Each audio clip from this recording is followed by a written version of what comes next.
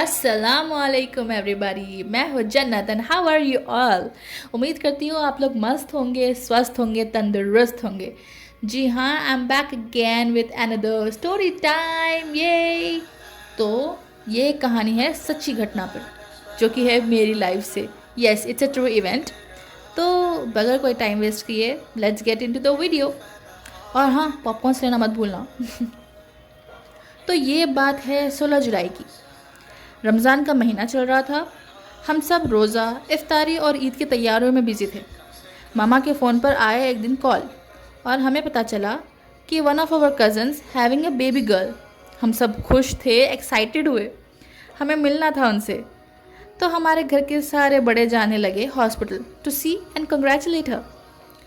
जाने से पहले मेरी बड़ी सिस्टर ने मुझे कोने में लिया और कहा कि हम लोग जल्दी आ जाएंगे, हमारे पीछे घर का ख्याल रखना।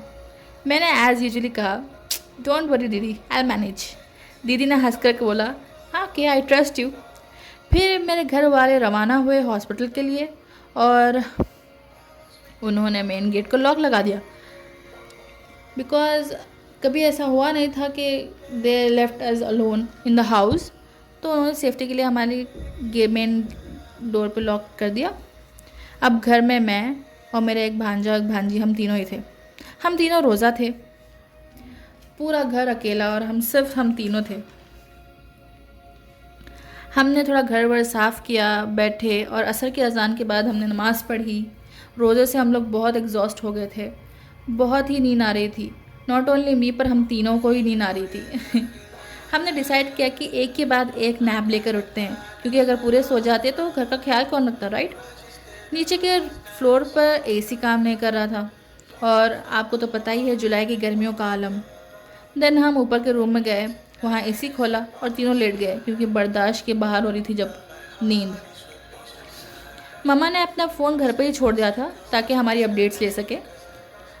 हाँ, फ़ोन में बहुत कम चार्ज होने की वजह से मैंने फ़ोन को चार्ज पर लगा दिया था और हम जहाँ लेटे थे वहाँ से चार्जिंग केबल दूर था, तो मैंने दूर लगा दिया अपना था फ़ोन। मगरिब का अलार्म लगाकर मैं और हम दोनों सो गए। देन हमारी नींद खुली 8:30 के आसपास। यहाँ से स्टोरी इंटरेस्टिंग है। ओफ, और नीचे हॉल से बहुत सी आवाज़ें आने लगी। मैं बहुत डर गई थी, लाइक क्या हो रहा है, नीचे कोई चोर तो नहीं आ गया। एकदम बवाल मच गया था नीचे। मैं उठी और मैंने जल्दी से अपने रूम का डोर लॉक किया, एसी बंद किया, बच्चों को उठाया एंड मैं फ़ोन लिया ताकि मैं मम्मी को कॉल करूं और सबको बताऊं कि हेल्प ले सकूं, क्या करना है। और जो मैंने फ़ोन पर देखा उससे तो भाई मेरे होश ही उड़ गए थे। मामा के फ़ोन पर दीदू के 17 मिस कॉल्स और भाई के 28 मिस कॉल्स थे। मैं शौक थी कि हम इतनी गहरी नींद में थे कि मुझे कॉल तक की आवाज़ नहीं आई। मुझे नहीं तो नहीं, इन दोनों को भी नहीं आई थी। फिर मुझे याद आया, अरे कि हम रोज़ा है, हमने इफ्तारी ही नहीं की। फिर मैंने जाके जल्दी से पानी गिलास लिए, मेरे रूम में ही थी। मैंने ग्लास लेकर पानी पीना शुरू ही कर रही थी कि ज़ोर ज़ोर से डोर पे किसी ने इतनी ज़ोर ज़ोर से नॉक किया। आई वॉज सो स्कैर्ड और ऐसा फील हो रहा था उनकी नॉक से कि बहुत गुस्से में है नॉक करने वाला। उफ, मैं डोर नहीं खोलने वाली थी, मैं मेरी बहुत डर गई थी मैं। फिर बाहर से आवाज़ आई, खोलो खोलो, मैं हूँ जन्नत, खोलो। तो मुझे ये आवाज़ मेरी भाई की थी। मैं जल्दी जाके दरवाज़ा खोला। जब तक उनको देखती ही हेल्ड माई हैंड गुस्से से और मुझे नीचे ले आए। हॉल में मैंने देखा मेरी सारी फैमिली बारिश में भीगी हुई थी और गुस्सा परेशानी सबके चेहरे पर अलानिया नज़र आ रही थी। मुझे देखकर वो दोनों भी नीचे उतरे। सब हम पर टूट पड़े, कहाँ थे, फ़ोन क्यों नहीं उठाया, ऊपर क्यों गए। एकदम बातों सवालों की बरसात हो गई। मुझे कुछ समझ नहीं आ रहा था। मैंने एक जवाब नहीं दिया, मैं बस रोई जा रही थी।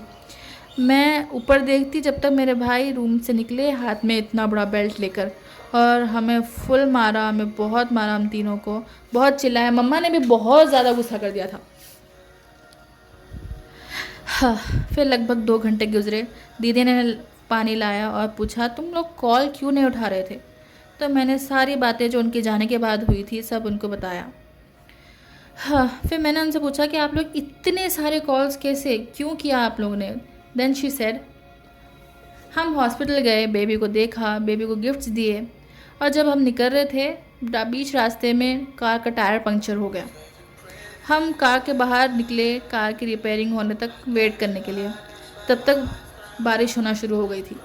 बारिश इतनी घमासान थी और हमें छुपने की कहीं जगह ही नहीं मिली थी जब तक मगरिब भी हो चुकी थी। हमने इफ्तारी कर ली थी क्योंकि हमने खजूर ले गए थे।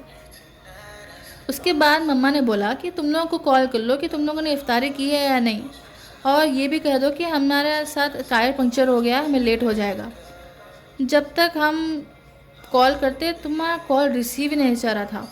हम लोग बहुत डर गए, बहुत बुरे बुरे ख्याल आ रहे थे, हम लोग बहुत डर गए थे। फिर जल्द से जल्द हमने कार रिपेयर करवाई, और हम जब घर पर आए तो देखा कि गेट की मेन डोर पे जो लॉक है वो कम्प्लीटली ब्रोकन, टूटा हुआ था। हम लोग और डर गए, कहीं तुम लोगों को कोई नुकसान तो नहीं हो गया। फिर मैं रोने लगी। मैंने सब सुना और सबको जाकर मैंने सॉरी बोला, और उस दिन के बाद से हमें कभी घर अकेला नहीं छोड़ा गया। इस वाक़ये से हमें ये सबक लिया और मिला कि जब घर में बड़े ना हो तो हम को और ज़्यादा अलर्ट होना चाहिए, और जब आपको एक रिस्पॉन्सिबिलिटी दी जाए तो उसमें कोताही तो बिल्कुल ही नहीं करनी चाहिए। हाँ, तो ऐसी कुछ स्टोरी थी मेरी लाइफ की। It was a very horrible day. उसके बाद से हमको कभी घर में नहीं छोड़ा गया अकेले। तो कैसी लगी आपको ये स्टोरी मुझे बताना कमेंट में, और ये भी बताना कि पेंटिंग कैसी लगी या मैंने थोड़ी सी पेंटिंग की थी, बिकॉज़ ये मेरा बचपन का पेंट है। मैं हमेशा जब भी मुझे ड्रॉ करना होता था तो मैं ये सीनरी ड्रॉ करती थी। तो मैंने सोचा कि आप लोगों के साथ क्यों ना शेयर किया जाए, और मिलती हूँ आप सबसे नेक्स्ट वीडियो में। अपना ख्याल रखिएगा।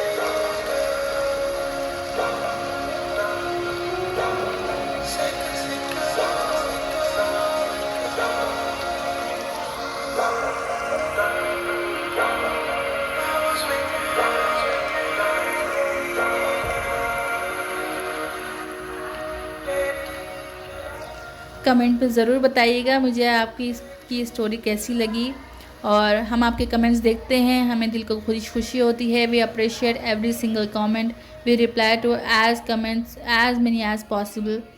और कैसा लगा, ठीक है, मिलते हैं नेक्स्ट वीडियो में। तब तक के लिए अल्लाह हाफिज़।